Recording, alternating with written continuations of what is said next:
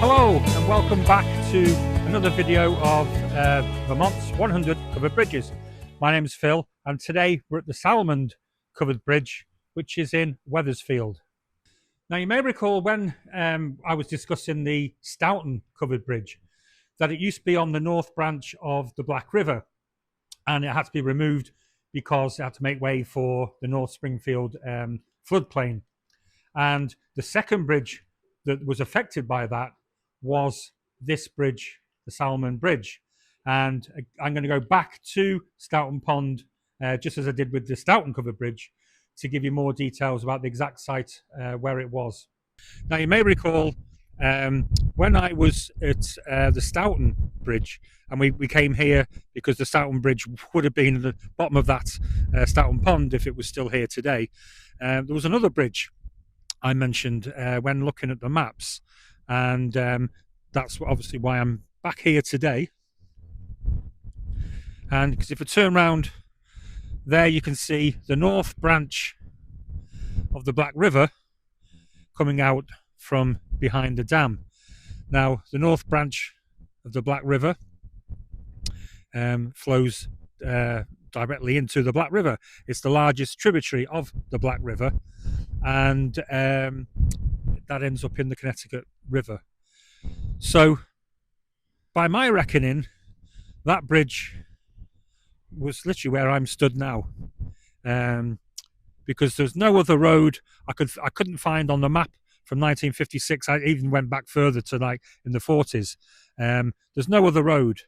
As you can see, it's a whole floodplain. You may not be able to see right over there. There's more flooding and stuff, but the whole area, this was the only road going. So this was the site of the Salmond Bridge. And there were 4 bridges that were affected by the building of the floodplain, 2 of which were lost. This one was saved, and it wasn't brought here originally. It was taken by the town of Amsden, and it was used as a storage shed for some of their goods. Now, I've actually got pictures here I'm going to show you, and I'll talk over the pictures, and I can describe what it is you're seeing. Now, you can look at the picture here. This is the actual picture on Route 131 where the bridge was put, and it was given, and it looks hideous. It actually does look like a brick building. It was given this like fake brick covering on the outside. But you can also see the windows, the 4 windows that were put in, obviously to give daylight into the building. And you can see here, as I'm passing each one of those windows behind me, so they still remain. Now, that was done in 1959. Now, the bridge remained as a storage shed until 1986. And there, here the plot twists even further, is that the town wanted to move it again to the local rubbish dump. And I think they wanted to store recycled items in there. And this is where local community got together and formed a campaign to have the bridge actually reversed from a building into a bridge, which is what it was designed for. And after a long campaign, the campaigners won, I'm glad to say, and the bridge was spared the indignity of being a recycle shed, and is now in use on this splendid site over the Sherman Brook. Now here on the bridge, I know you can't see it, but there's reference to the campaign. It says here, "Save the Salmond Covered Bridge." All the details about the history of the bridge, and then we've got pictures of, it says, "First step of restoration, a work B in October 1985 removes limitation brick siding." So they were taking that dreadful brick siding off. And here's a picture of where it was over the north branch of the Black River. We've also got some interesting things here. Auction Friday, July the 15th, and that's 1938. And it's an advertisement for having sold my farm, I must dispose of all personal property. Household, beds, springs, mattresses, antiques, some farm tools, terms cash. and that is Margaret Salmond, Perkinsville, Vermont. And yeah, so the bridge got its name, the Salmond Bridge, from the Salmond family, who had a farm as to near it where it was on the north branch of the Black River. Now this is interesting. There's a little advert here for the New York State Covered Bridge Society. How dare you, New York? This is Vermont. Get off our land. Although in fairness to the New York Covered Bridge Society, it does say, help preserve our remaining covered bridges. And I'll agree with you on that one. Thank you.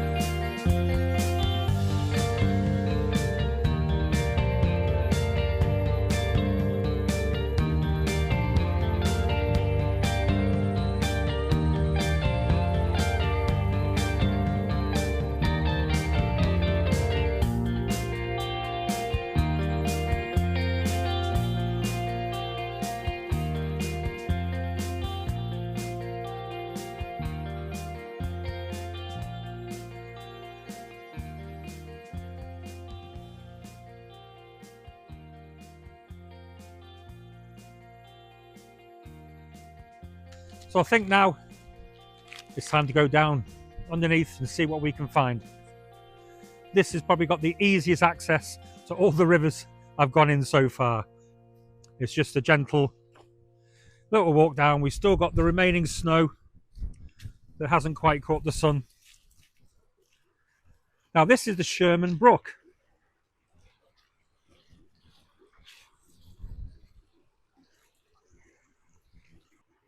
So I'm just going to steady myself on all these little rocks that are loose. And you can see where I'm going.